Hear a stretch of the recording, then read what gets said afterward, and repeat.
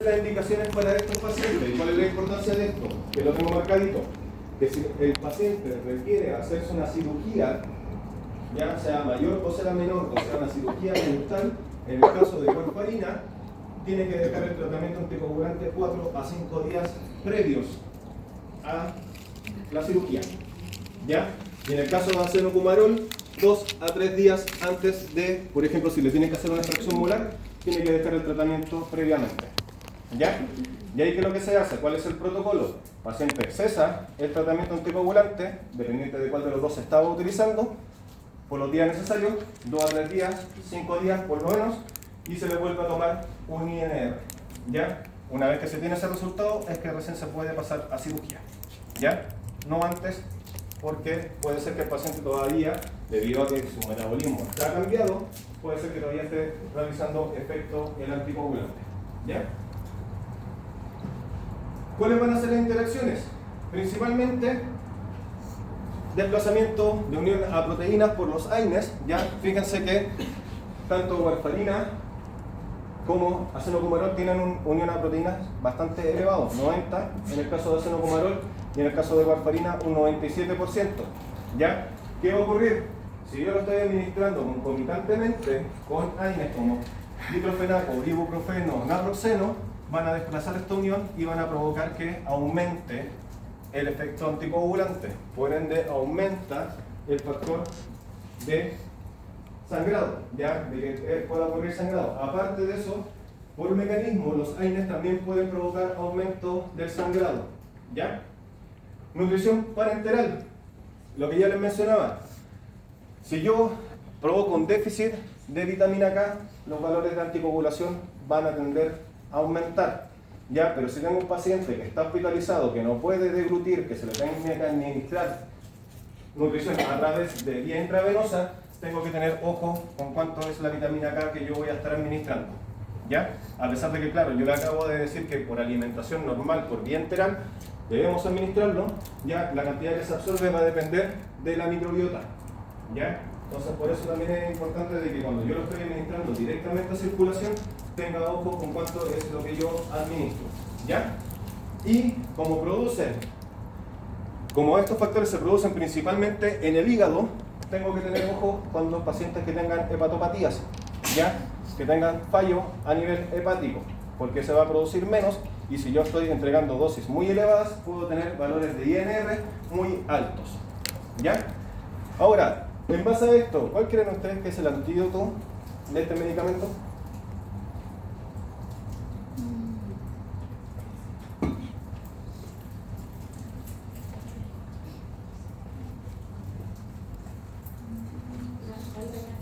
La vitamina K, pues.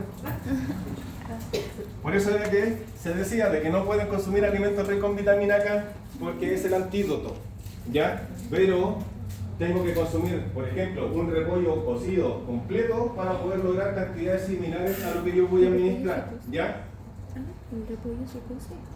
Entonces, esto que disminuye el efecto anticoagulante no es tan así. Ya tengo que consumir cantidades elevadas, ya concentraciones muy altas de esto, y principalmente con verduras calientes. ¿Ya? ¿Por qué? Porque el calor va a permitir que pueda extraer mucho más fácil a nivel intestinal la vitamina K. ¿Ya? Cambia netamente la estructura. ¿Ya? ¿Lo pudiese disminuir? Sí, pero nuevamente, por ejemplo, echarle un poquito de perejil a la sopa no va a hacer de que el efecto anticoagulante del medicamento disminuya considerablemente. ¿Ya? Si es que le gusta el perejil. ¿Ya?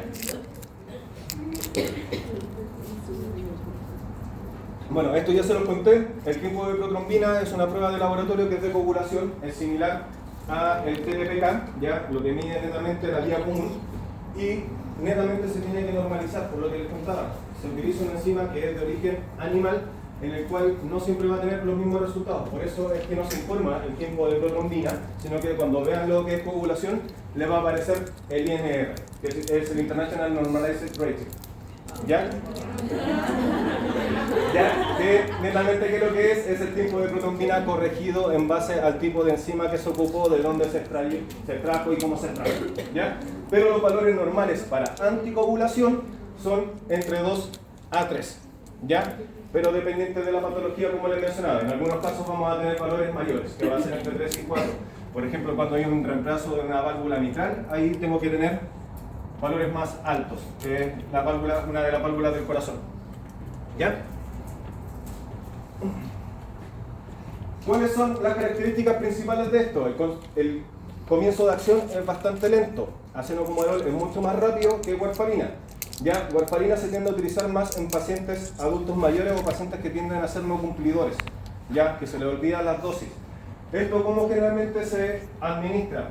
Se da netamente un esquema en el cual dice, día 1 tiene que consumir medio comprimido, un cuarto de comprimido, o lo que vaya determinando el cardiólogo. El día 2 puede ser de que no consuma medicamentos o consuma una dosis menor o mayor, y así va cambiando.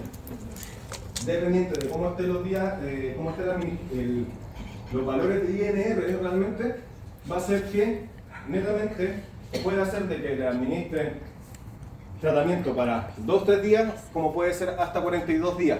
Por ende, estos pacientes están en monitoreo frecuente de este INR. Ya todos los meses, o dependiente de cómo estén los valores, van a estar yendo continuamente a hacerse monitoreo. ¿Ya?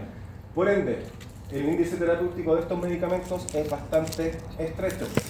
¿Ya? Por eso tengo que tener bastante ojo y tengo que darle las precauciones necesarias al paciente. ¿Cuáles son?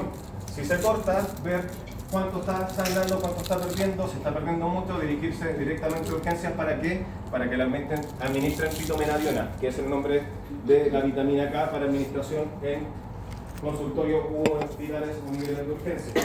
Ya, si tiene un golpe y aparece un moretón, medir cuánto es lo que ha crecido este moretón en un tiempo determinado. Si este moretón comienza a crecer rápidamente o no para de crecer, también se tiene que dirigir directamente a urgencias. ¿Ya? Ya.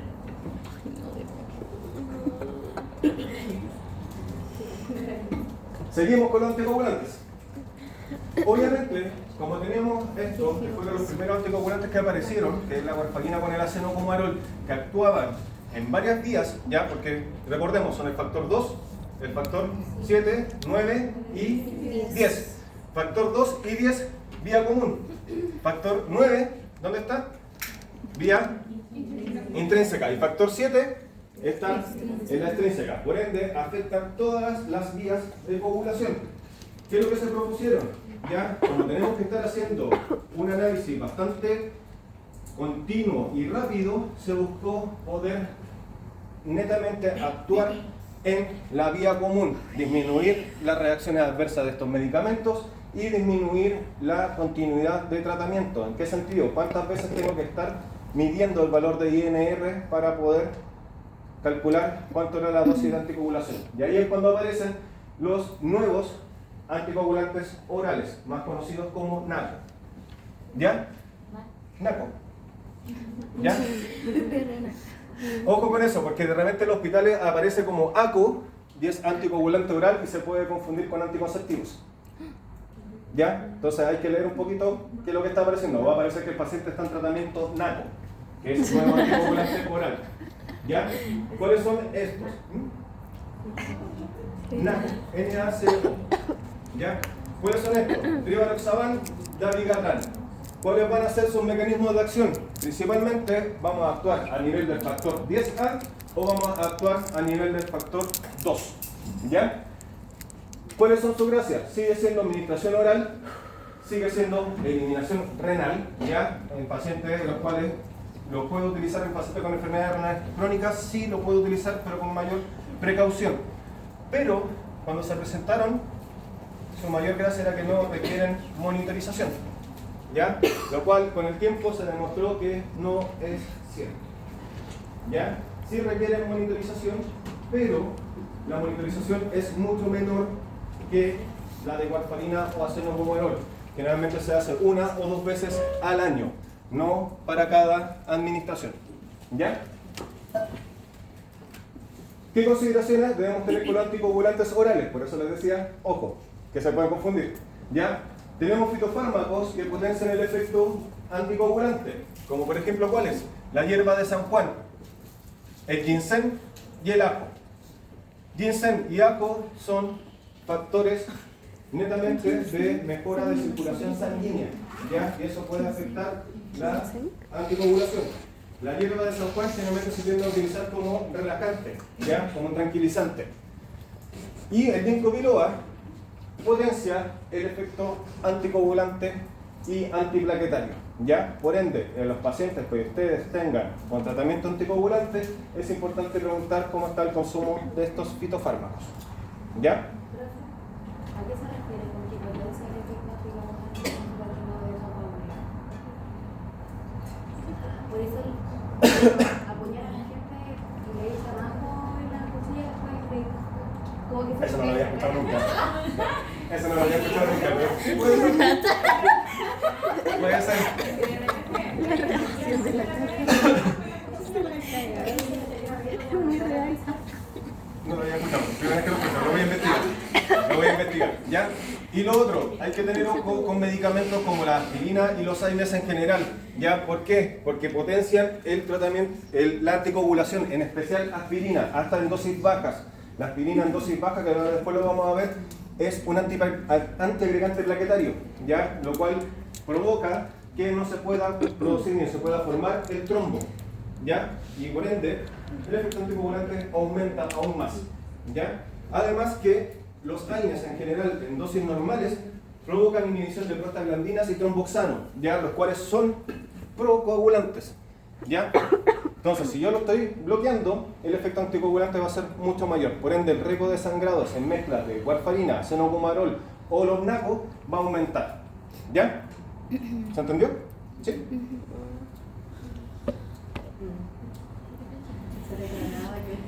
Oye, que quedó chiquitito. Ya.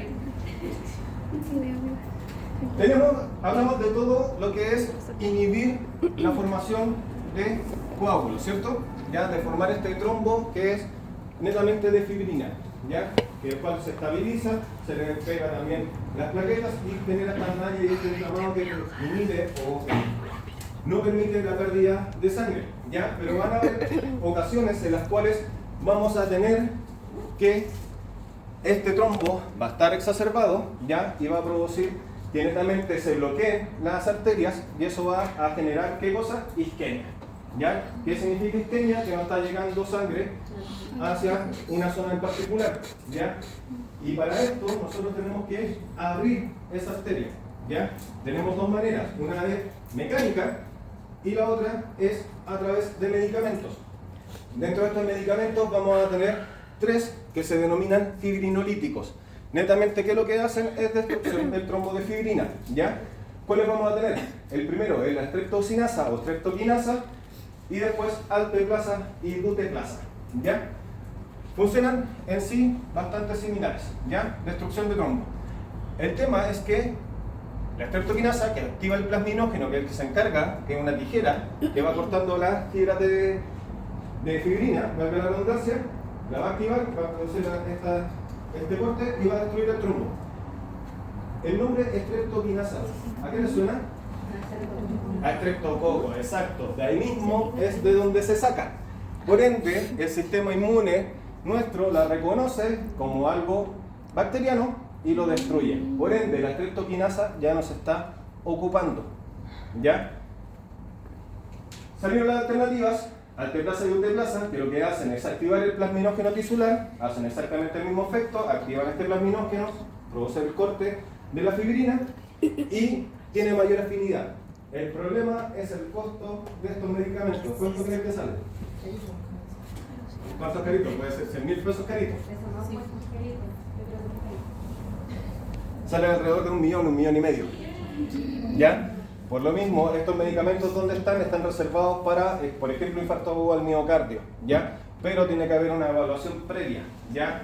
En base a cómo haya sido el infarto agudo al miocardio con su de nivel de UT, es que se le tiene que evaluar si está dentro del rango horario y ahí se ve si se le administra o no se administra este medicamento, ¿ya? Generalmente en los servicios públicos esto está cubierto por el gobierno, ¿ya? Pero ¿cuántos creen que se tienen en el servicio de urgencia? Generalmente es uno, ¿ya? En el momento que se ocupa se llama y se repone. La streptokinasa es mucho más barata, pero el problema es que la streptokinasa, la efectividad que tiene es muy mala. ¿Ya? ¿Por qué? Por lo mismo que estábamos hablando, del sistema inmune. ¿Ya? Entonces, por eso las respuestas pueden ser variadas y aparte que voy a tener, si tengo un paciente con infarto del miocardio y encima me empieza a hacer fiebre, no es muy bueno. ¿Ya? Entonces, ya hablamos netamente de lo que es anticoagulación, ¿cierto? Después hablamos de lo que era cómo romper los trombos, ¿ya? Que hablamos de la parte farmacológica, ¿ya? Porque también hay una vía que es vía mecánica, en la cual, ¿qué es lo que se hace? Se genera una vía, una apertura que puede ser a través del brazo o en la parte inguinal de la pierna y se entra con una sonda, esa sonda va subiendo hasta llegar donde está el trombo y después esta sonda adentro tiene unas pinzas, toma el trombo y lo empieza a extraer, ¿ya? Y a la par, como ese vaso se dañó, se puede colocar un stent, que es una mallita, ¿ya? Una malla fija en la cual mantiene abierto el vaso, ¿ya? El problema que puede ocurrir a veces es que esta sonda se queda pegada, ¿ya? Pero mucho más segura que el uso de estos medicamentos, porque puedo provocar sobre anticoagulación, ¿ya? Sí, pero generalmente lo que se hace es este sondeo que les comentaba, ¿ya? Pero en sí lo que nosotros ahora vamos a hablar es de cómo mantener la homeostasia, mantener este balance entre anticoagulación y procoagulación, ¿ya? Que es un mecanismo netamente corporal en el cual nosotros buscamos inhibir o disminuir al máximo la pérdida de sangre, ¿ya? ¿Y esto cómo lo vamos a lograr? A través de la activación de factores de coagulación, a través de activación de plaquetas, ¿ya? Eso es lo que hace naturalmente nuestro cuerpo. Pero, ¿cómo lo hace? A través de el APREN endotelial se va a provocar que se activen ciertos componentes, como cuáles, componentes vasodilatadores, como el óxido nitroso, las prostaciclinas o prostaglandinas, componentes vasoconstrictores, la endotelina o factor activador de plaquetas. Dentro de nuestros mismos vasos sanguíneos tenemos factores anticoagulantes, de ahí es que aparece el heparansulfato. Y lo que nosotros, como farmacológicamente, lo que tratamos de emular fue el heparansulfato con la heparina, ¿ya? Y vamos a tener activadores fibrinolíticos, el activador tisular del plasminógeno. Recordemos de que la fibrina está viajando por nuestra sangre, ¿ya? Y esta, cuando hay lesiones, se va a activar, se va a empezar a unir y va a formar el trombo. Pero ese trombo, cuando está armado, es bastante laxo, ¿ya? Es muy fácil de que se pueda romper, ¿ya? El activador tisular del plasminógeno lo que hace es cortar en ciertas partes este trombo de fibrina y lo hace que se vuelva más duro, ya que se pueda mantener más tiempo y que no vaya a salir con el flujo sanguíneo. Y ahí es cuando se mantiene la homeostasia, ¿ya? Esto es el funcionamiento natural de nuestro cuerpo, ¿ya? Entonces, hay un daño, se activan los factores de coagulación, se genera la cascada y se empieza a generar este trombo de fibrina, ya que venía en circulación. Y este trombo en un momento se tiene que estabilizar, ¿ya? ¿Qué quiere decir esto? Que deje de estar laxo y que se vuelva más rígido. Y eso es lo que hace el activador de plasminógeno, que era lo que nosotros activábamos con ¿qué?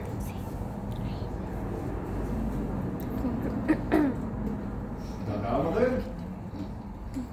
Alteplasa y duteplasa. ¿Ya? Activamos aún más ese activador de plasminógeno para que destruya este trombo. ¿Ya? Nos aprovechamos de los mecanismos naturales de nuestro cuerpo. ¿Ya? ¿Se va entendiendo? ¿Sí? ¿Qué no se entiende? Ya. ¿A qué se refiere? O sea, el alteplasa o la duteplasa, ¿cómo que reafirman al final? No, lo que hacen es que el plasminógeno tisular normalmente se encarga de romper la fibrina, ¿ya? Pero si yo lo activo aún más, va a provocar que ese trombo se siga rompiendo, se siga cortando, ¿ya? Entonces con eso logro que el trombo que estaba bloqueando la arteria se destruya, ¿ya? O sea, por ejemplo, naturalmente el plasminógeno está entre activo e inactivo. Lo que yo hago con el alteplasa y el duteplasa es generar de que la gran mayoría de este plasminógeno esté más activo, ¿ya? No que esté algunos activos y algunos inactivos. En sí es eso, ¿ya? Por ende, ¿cómo vamos a actuar en esto? Recordamos, tenemos la fibrina que se encarga de generar este tapón, ¿ya? Pero también como apoyo está otro elemento figurado de la sangre, que son ¿cuáles? Las plaquetas. ¿Ya? Las plaquetas en sí, ¿qué es lo que contienen? Van a tener receptores en los cuales se van a activar por ciertos elementos como la adenofosfolipasa, por ejemplo, por trombina, por tromboxano A2, que va a provocar que esto se libere más y va a permitir que esto se una a este trombo de fibrina y con eso se genera el tapón sanguíneo. ¿Ya? Por ende, este bloqueo que estábamos viendo anteriormente, que era solamente fibrina, después se le agrega esto que son las plaquetas activadas, que se activaron netamente por ADP o por tromboxano A2, y va a generar que este trombo sea mucho más fijo, sea mucho más rígido y impida la pérdida de sangre. ¿Ya? Pero vamos a tener condiciones patológicas en las cuales la activación y adhesión de las plaquetas va a estar aumentada. ¿Ya? Por ende, ¿qué vamos a tener que hacer? Vamos a tener que administrar antiplaquetarios. ¿Ya? ¿Cuáles son los antiplaquetarios? Principalmente son dos, que son la aspirina y el clopidogrel. ¿Ya? ¿Cómo funciona? La aspirina en dosis bajas, entre 75 a 325 miligramos, actúa solamente como antiagregante plaquetario. ¿Ya? Dosis superiores a esta ya funciona como analgésico antiinflamatorio no esteroidal. ¿Ya? Por ende, ¿qué va a ocurrir? Lo vamos a ocupar en dosis bajitas, ya finalmente en dosis de 100 o de 31 miligramos, para tener solamente el efecto antiagregante plaquetario. ¿En qué patologías los vamos a ocupar? Patologías coronarias, accidentes cerebrovasculares, enfermedad vascular periférica. ¿Ya? Una problemática que se nos generó a los que trabajamos como clínicos y los que siguen trabajando con la propaganda de medicamentos. ¿Ya? Aspirina, que es la marca comercial del ácido acetil salicílico, sacó una propaganda de que una aspirina al día te salvaba la vida, ¿ya? Que era bueno para el corazón. ¿Ya? ¿Cuál es la problemática? Sobre todo con los pacientes adultos mayores. Si no le das la aspirina, te reclaman. ¿Ya? Y si la tenían y se la quieren sacar porque está con polifarmacia, tiene 13 medicamentos y la aspirina te está molestando, en el tratamiento no se la puede sacar. ¿Ya? Por ende, los lineamientos actuales del uso de ácido acetil salicílico es que solamente siempre y cuando requiera la aspirina es que el paciente lo debe ocupar. ¿Ya? ¿En qué pacientes lo vamos a ocupar? En los que ya mencioné, o en los pacientes que tengan riesgo cardiovascular alto, ¿ya? En los cuales el paciente sea potencial para un infarto por miocardio. ¿Ya? Con eso podemos evitar este riesgo cardiovascular, pero son solamente en esos pacientes. ¿Ya? ¿Cómo funciona? El ácido acetil salicílico, que es esa molécula, lo que hace es inhibir la ciclooxigenasa 1. ¿Ya? Tenemos varias ciclooxigenasas. Tenemos ciclooxigenasa 1, 2 y se habla también de que hay una 3, pero que estaría más directamente asociada a lo que es el sistema nervioso central. ¿Ya? La ciclooxigenasa 1 es una ciclooxigenasa de una prostaciclina que es constitutiva. Nosotros siempre la tenemos. Está siempre en nuestro cuerpo. ¿Ya? ¿De qué se encarga? Se encarga de la producción de, por ejemplo, tromboxano, se encarga de la producción de otros mediadores, también de inflamación o no, y también de la vasoconstricción y de la agregación plaquetaria, pero también se encarga, por ejemplo, de la producción del mucus del estómago y del intestino. Ya que, ¿de qué se encarga ese mucus?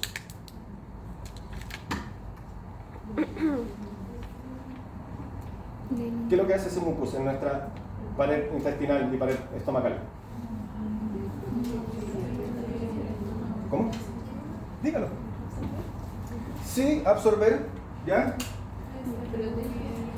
Hacer el recubrimiento del estómago, es lo que permite que el ácido clorhídrico, que es de alta acidez en nuestro estómago, no se coma nuestro estómago y no se coma nuestro intestino. ¿Ya? ¿Cuál es la problemática? Por ejemplo, con el uso crónico de AINES que inhiben tanto ciclooxigenasa 1 como ciclooxigenasa 2, es que tenemos el riesgo de úlceras gástricas. ¿Ya? ¿Por qué? Porque estoy inhibiendo esta ciclooxigenasa, que yo la requiero, como les dije, es constitutiva, tiene una función particular. ¿Ya? Cambio, la ciclooxigenasa 2 es inductiva, aparece única y exclusivamente cuando tengo daño, ¿ya? Cuando tengo un traumatismo.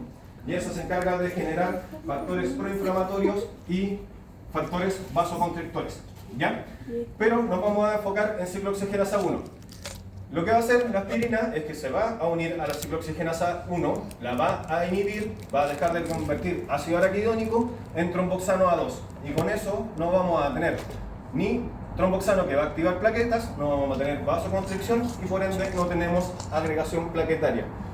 ¿Eso cómo lo logramos? De que actúe solamente en ciclooxigenasa 1, es netamente en dosis bajas, que era lo que les mencioné anteriormente, entre esas dosis. Ya entre 75 y 325 miligramos. Ya por sobre esa dosis empieza a tener efecto en ciclooxigenasa 1 y en ciclooxigenasa 2. ¿Ya? Entonces, pregunta de prueba, ¿cuál sería? ¿A qué dosis la aspirina funciona como antiagregante plaquetario? Y se le colocara 81 miligramos. También está dentro del rango. ¿Ya? Ahora, ¿qué hacemos si el paciente es alérgico a la aspirina? Si el paciente es alérgico. Exacto. Y ahí, ¿qué utilizamos? Clopidogrel. ¿Ya? Y el clopidogrel tiene el mismo efecto final que la aspirina, pero actúa por otro mecanismo. ¿Ya? Netamente actúa como inhibidor de la acción de del ADP. ¿Ya? Con esto se inhibe exactamente lo mismo. Se inhibe la liberación de tromboxano, se inhibe la agregación plaquetaria. ¿Ya? ¿En qué dosis? Dosis unitaria de 75 miligramos al día. Pero este medicamento requiere una dosis de carga, ¿ya? Para poder llegar al estado estacionario, que es el estado de la dosis efectiva. Tengo que dar una dosis inicial de 300 miligramos en la primera dosis. Y luego de eso administro dosis de 75 miligramos al día. Ya, clopidogrel es un profármaco. ¿Qué es lo que da esto? Requiere activación por un citocromo, específicamente el 3A4, en el hígado o en el intestino para que pueda empezar a hacer su efecto. ¿Ya? Tiene interacciones con estatinas como la atorvastatina, ¿ya? Porque comparten la misma ruta metabólica, por ende provoca que este medicamento se elimine mucho más rápido. ¿Ya? Entonces, el paciente que esté en tratamiento con atorvastatina, clopidogrel no va a ser el medicamento de elección o voy a tener que utilizar dosis superiores. ¿Ya?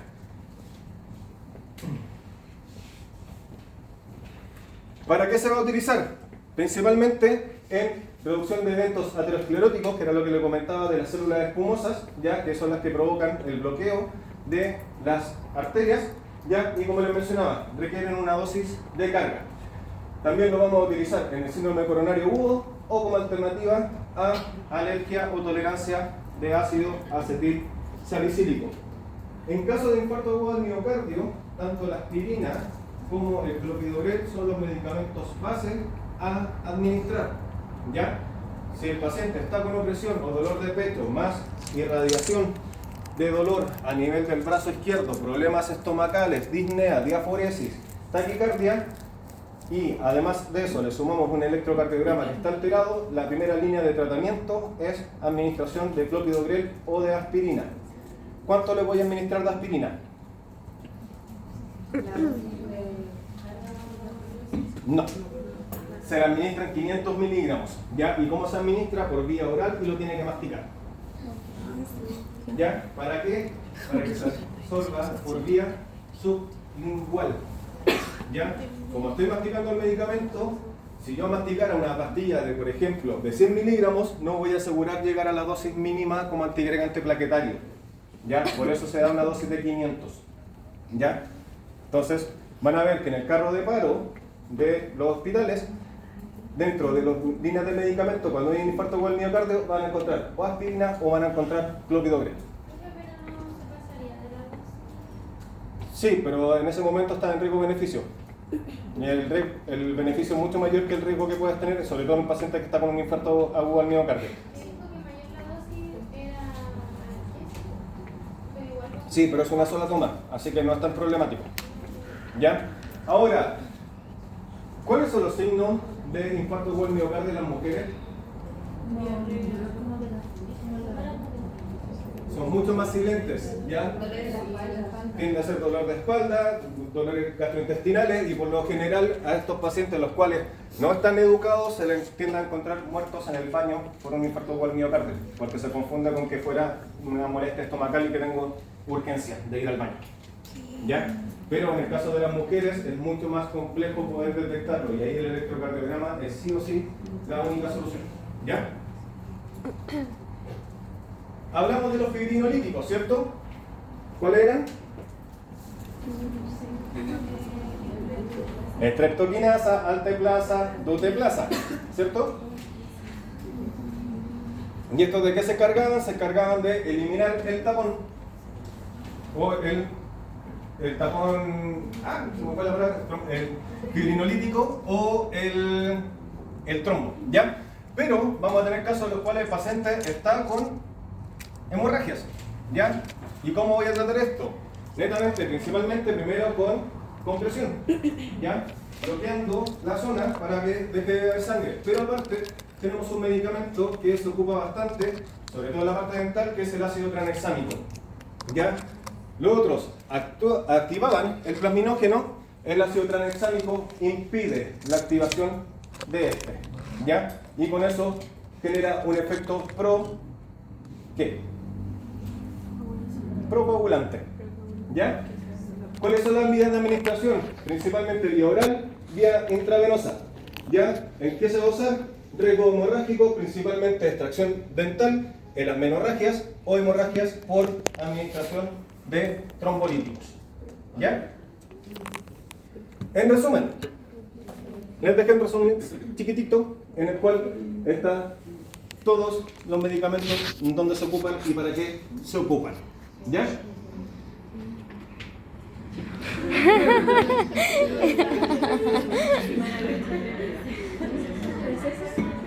Ya. Vamos a dejar introducido el tema de dislipidemias e hipolipemias, ya vamos a ver esas cosas. ¿Ya? ¿Qué son las dislipidemias?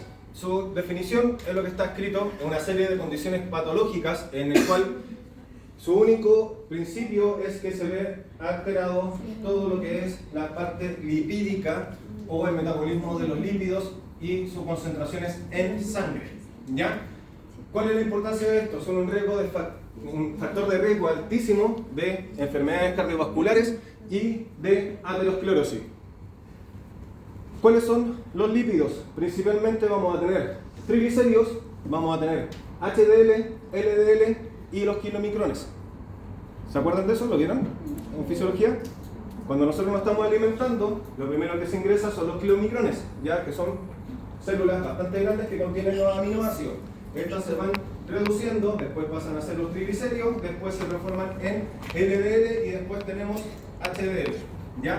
Que son las proteínas de alta concentración o de baja concentración de lípidos, ¿ya? Algo que se ha hablado siempre es que HDL es el colesterol bueno y LDL el colesterol malo. Vamos a desmentirlo, ¿ya? ¿Por qué? Porque ambos los necesitamos.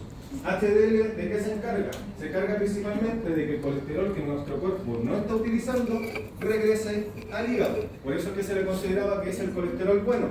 En cambio, LDL, ¿de qué se encarga? Se encarga del transporte del colesterol desde el hígado hacia los tejidos que nosotros no necesitamos, ¿ya? Los valores de HDL y de LDL en laboratorio debiesen ser LDL los más bajos y HDL debiesen estar entre 40 y 60 miligramos por decilitro. HDL. ¿Qué ocurre? Se dice de que al tener HDL bajo, nosotros vamos a tener que tenemos mayor riesgo de aterosclerosis o de enfermedades cardiovasculares porque no estoy recuperando la cantidad suficiente de colesterol para devolverlo hacia el hígado, ¿cierto? Ya, por ende, vamos a tener mayor riesgo de que se forme un ateroma, una placa ateromatosa, y que pueda venir una enfermedad cardiovascular, ¿ya? O un infarto o el miocardio.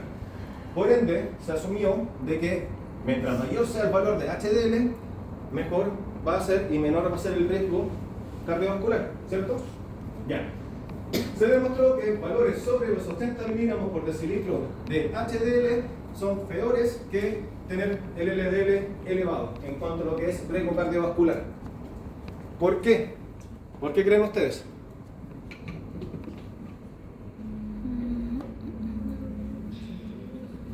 Nuevamente, la funcionalidad de HDL. HDL está llevando todo el colesterol hacia el hígado, por ende no estoy permitiendo la llegada de colesterol hacia los tejidos que lo requieren, por ende el funcionamiento de estos tejidos se ve mermado, ¿ya?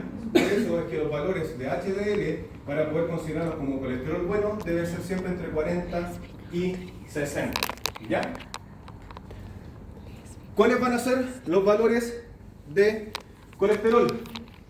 Colesterol total siempre tiene que estar deseablemente menor a 200. LDL colesterol menor a 130 y HDL colesterol entre 35 y 60. ¿Ya? Aunque, si se fijan, antiguamente se decía que tenía que estar deseablemente por sobre esto, la verdad es que se demostró de que esto lleva a mayor riesgo cardiovascular. ¿Ya? Ahora, ¿qué patologías pueden afectar? Que esto se altere, que el perfil lipídico se vea alterado. Hipertensión. Principalmente dieta, ya, diabetes. También va a llevar a que estos se vean alterados, pero también tenemos factores genéticos, ya. Tenemos líneas familiares en cuanto a que van a tener, independiente del tipo de alimentación, la cantidad de ejercicio que hagan, van a tener el colesterol total elevado o el colesterol LDL elevado o los triglicéridos elevados. Y eso se llaman dislipidemias familiares, ¿ya? Que es netamente por carga genética, ¿ya? Pero principalmente el tratamiento de estas dislipidemias, dependiente de los valores, se puede manejar única y exclusivamente con dieta, ¿ya? Luego de eso vamos a tener el inicio de tratamientos con medicamentos, como por ejemplo, ¿cuáles? Vamos a tener estatinas, fibratos, resinas de intercambio y uno que es más nuevito, que es la ezetimiba, ¿ya? Vamos a dejarlo hasta acá. Ya, vamos a recreo 20 minutos y después seguimos. Chaito. Chaito. Chaito. Chao. Diga. De chao YouTube. Adiós YouTube. Chao YouTube.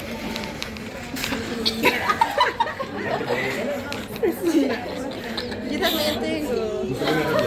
¿Quién quiere sonarte en mi video? No, no te cortas.